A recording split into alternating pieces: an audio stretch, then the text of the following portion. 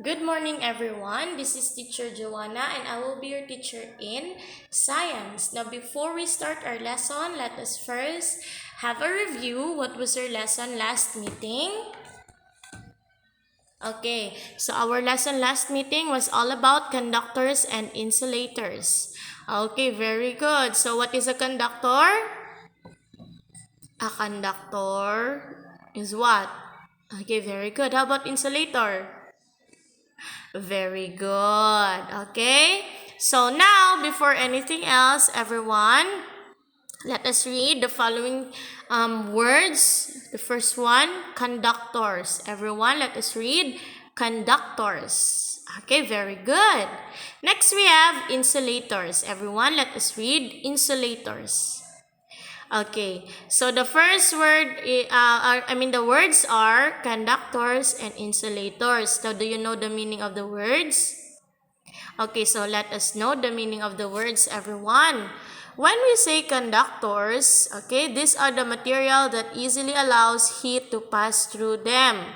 Okay, that is conductor. And when we say insulator, a material that does not allow heat to pass through them. Okay, so the difference between a conductor and an insulator is that when we say conductor, this is a material that allows heat, not just heat, but also electricity to pass through them, while insulator is a material that does not allow heat as well as electricity to pass through them. Okay, today we are going to talk about conductors of heat, okay, and electricity. So what are we going to talk about? The conductors of heat and electricity. Okay, so are you ready to listen? So if you are ready to listen, please sit up straight. Okay, ears on me and focus so that you will understand the lesson. Now let us talk about the conductors of heat and electricity. As I've told you a while ago, a conductor is a material that allows heat or electricity to pass through them. Okay? So now, we have thermal and electrical conductors, okay, and insulators. Thermal, okay, meaning heat, electrical, meaning electricity. There are thermal conductors and insulator. There are electrical conductors and insulator. Now, thermal conductors are materials that can transfer heat easily, while thermal insulators do not allow heat to pass through them. Okay? Again, a thermal conductor can transfer heat easily, while a thermal insulator do not allow heat to pass through them. Example of thermal conductor is a stainless pan. Okay? A stainless pan is an example of thermal conductor. Now, a stainless pan can transfer heat easily. Okay? This material can transfer heat easily. Okay? It allows heat to pass through them. Example of thermal insulator is wood. Now, wood don't allow heat to pass through them. You understand? Okay, that is why you have to be careful if you are going to get the stainless pan out of the stove. Use an insulator or use a cloth so that you will not feel the heat. Okay, of the fire in the stove. Do you understand? Okay, we use clothes. Okay, we use insulators. Do you understand? Okay, we use a material that don't allow heat to pass through them to get something, okay, to get a thermal conductor out of a fire. Do you understand? Okay, now, the way a material conducts heat depends on whether it is solid, liquid, or gas. Gases are poor conductors. Always remember that because the molecules of gases are far apart from each other, now making it harder for them to collide with each other. Okay, this is needed in the transfer of heat.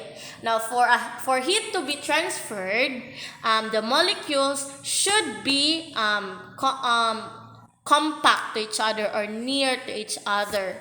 That is why solids conduct heat better than liquid and gas. Okay, now solids are good conductor of heat. Okay, however, some solids are better conductors of heat than other solids. Okay, not all solids are conductor of heat. There are some solids that are good conductor of heat, and there are some solids that are not good conductor of heat. Now metals, especially copper and silvers, are very good conductors. Okay, than non-metals. Okay, so metals are good conductors, but non-metals are not good conductors. Okay, now let's talk about insulators. Okay, insulators are the materials that don't allow heat and electricity to pass through them. Meaning, non-metals are insulators. Do you understand me? But metals are conductors. Do you understand? Now, polystyrene is another example of good insulator. Okay, why? Because cool things can be kept cool and more so with hot things. An example of polystyrene is fiberglass. Okay, it is an insulator. Now, materials are not only conductors or insulators of heat, they are two conductors and insulators of electricity. Now, examples of good conductors of electricity, we have the copper, iron, steel, and aluminum. Okay, again, this is most of them are metal. Okay, examples of good insulators: plastic, rubber, glass, and wood. Okay, now there are also objects that are called semiconductors. Now semiconductors belongs to the third class of material, okay, with electrical properties between those of insulators and conductors. Now semiconductors in their pure state, okay, are insulators, but if semiconductors, okay, if the controlled addition of specific atoms of their materials as impurities dramatically increases a semiconductor's ability to conduct an electrical charge.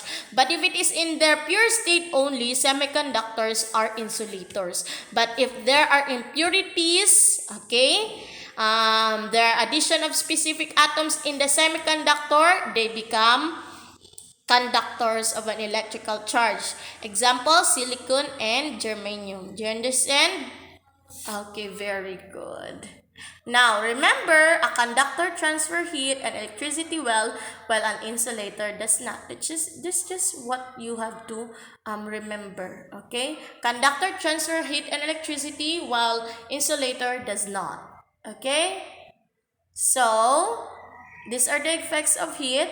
When an object absorbs heat, the liquid or temperature rises just like water being heated in the kettle. It becomes vapor. A change in state from solid to liquid to gas can occur. For example, solid. Okay, solid to liquid, ice melting. Okay, liquid to gas. Okay, rubbing alcohol. Okay, it becomes water vapor because it absorbs the heat of the skin. And objects expand when heated. Always remember that. And there's a change in the heat content of a substance and can cause chemical changes just like in cooking. Do you understand? Now, those are the effects of heat. Now, I have your question. What is a conductor? A conductor is a material that allows heat and electricity to pass through them. How about what is an insulator? An insulator is a material that does not allow heat and electricity to pass through them. Now, what did you learn today? Today, we have learned about conductors and insulators of heat and electricity. Conductors are the materials that allows electricity and heat to pass through them, while insulators are the materials that don't allow heat and electricity to pass through them. Okay, if you really did understand the lesson, let us proceed to your practice exercise wherein you are going to give 3 examples of conductors. Okay, that is your practice exercise. And here is your evaluation. Give 3 examples of insulators. Now, that is your practice exercise and your evaluation. Now, don't forget to answer your practice exercise and your evaluation because I am going to check it. Do you understand? Okay, very good. So, thank you for listening. See you on the next video. Bye-bye.